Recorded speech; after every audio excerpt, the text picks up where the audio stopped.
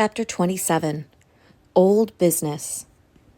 The next day, my discovery about Payún ceased to matter. In fact, it seemed like our entire expedition might have to be abandoned. Captain Sangra had taken gravely ill.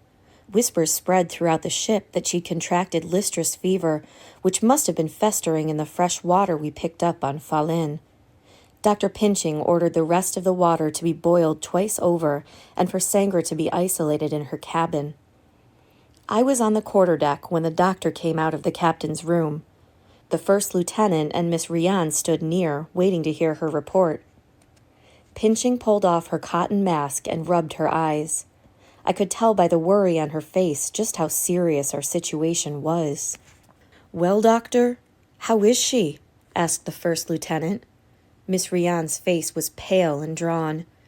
"Do you think it's listrous?" Dr. Pinching frowned and wiped her hands on her coat. "She has some of the signs, but not all. Her fever is mild, but she is delirious and speaking nonsense.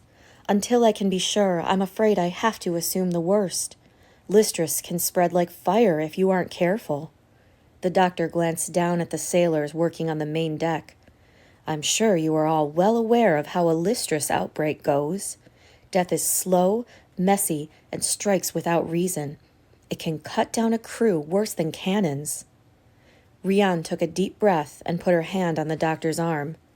"Doctor, you must let me attend to the captain. If you were to catch this illness, our entire ship could be in peril." Pinching raised her eyebrows. "Do you realize the danger of what you're proposing? As long as she has a fever, she's highly contagious." "Captain Sangra is my oldest friend," said Rian. "I can't let her suffer alone, and we can't afford for you or any other officers to fall ill. I'm the most dispensable person on this ship." She smiled, but it didn't hide the pain on her face. "Please, we both know this is the best decision." The doctor exchanged a look with the first lieutenant that said she wasn't going to argue about Rian being expendable.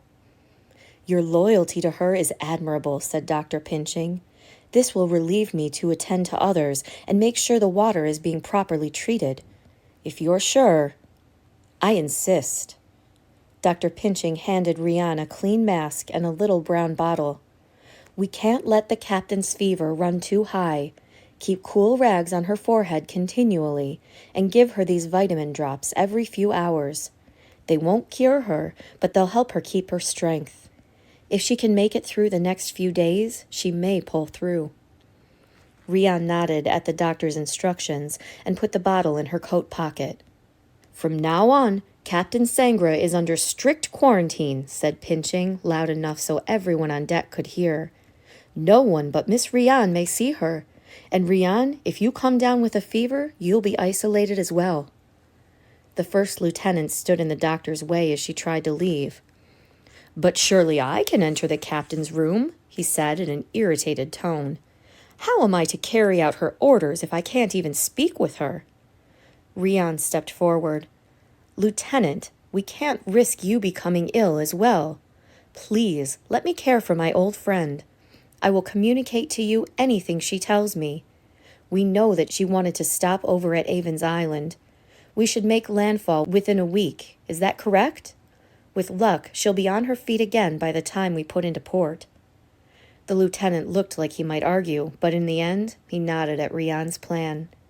We watched Rian enter the captain's cabin and shut the door behind her. The doctor shook her head. "That is a true friend. Not many people would put themselves at risk to catch a disease such as this one." I was the only one among them who knew that Rian was on the verge of losing not just a friend, but her sister. 3 nights later, a quiet knocking woke me. I bolted out of my hammock and fumbled to light a candle. "Just a minute," I called out. Bo, who had never returned to the hold, sat up on his pallet next to my trunk, blinking in sleepy confusion. I put a finger to my lips, heart pounding. "Someone's here," I mouthed, pointing at the door. He nodded and slid up tight against the trunk. I heaped my clothes and cloak on top of him, then took a breath to steady myself and swung open the door.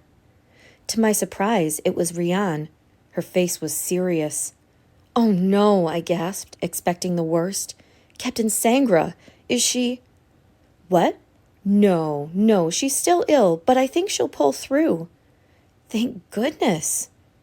Can I speak with you a moment, Sai? I started to edge out into the hallway, but she was already coming in. I lowered my candle to keep Bo in the shadows as much as possible. Luckily, Rian seemed distracted.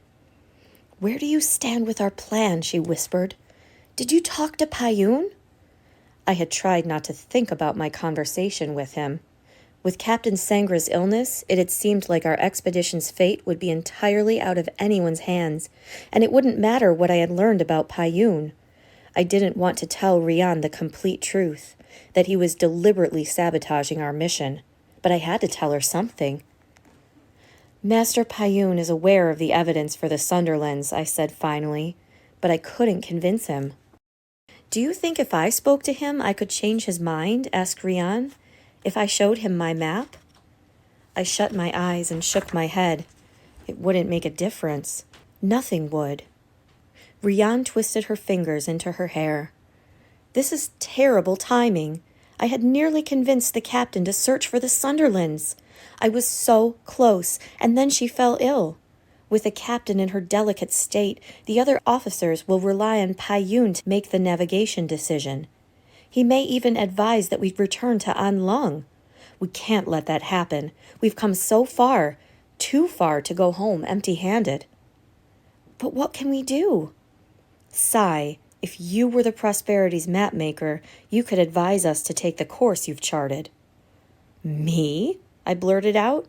No one would listen to me. I'm just an assistant. You know almost as much about mapping as Payun does, said Rian. You've got the skills, and you've read every document that exists about the Southern Oceans. Most of all, you have the ambition to make this expedition succeed.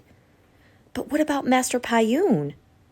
Once we land at Avon's Island, he could disembark and sail back to Mankan on the next whaling vessel.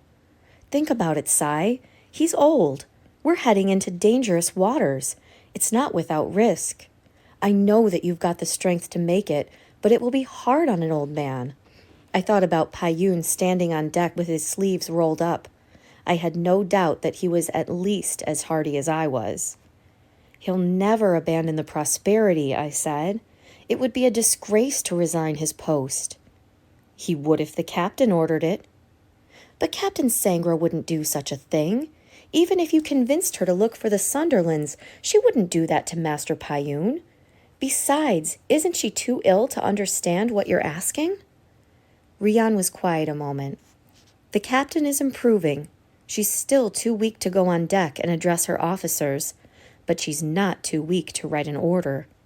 If we had a letter written in the captain's own hand and signed by her, the crew would have to obey that just as sure as if the order had come from her own lips. She reached into the pocket of her jacket and pulled out a folded sheet of paper. I could tell from the creases that it had been crumpled and smoothed out again.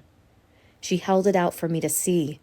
It was an order from the captain to her first lieutenant, but it wasn't about the Sunderlands. It had been written back when we had docked at Pattaya Island.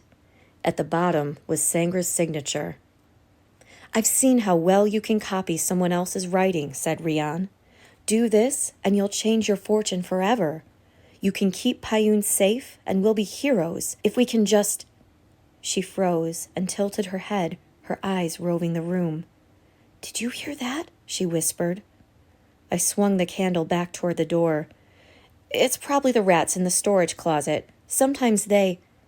But Rian had begun to step toward my trunk. No, I heard something. Right here. Before I could think what to do, she yanked my cloak off the pile and jumped back as Bo sprang to his feet. His fists were ready to fly, but Rian was too fast for him.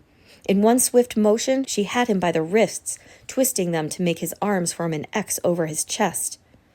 Let me go, you rotten hoon, he growled at her.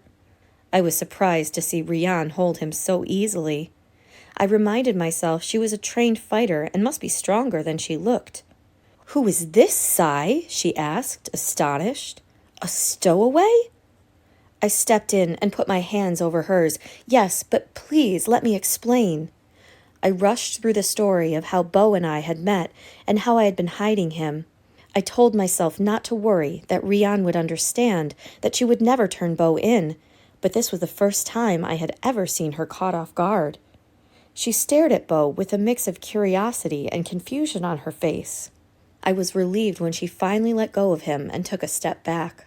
When I finally got to the part in my story about Beau helping me get documents from Payun's cabin, Rian's eyebrows shot up and she turned to him. "How much do you know?" she asked. "He knows everything," I said, "but he'll keep our secret. I know he will. Won't you, Beau?" He glared at Rian, and I braced myself for him to start hurling curses at her again.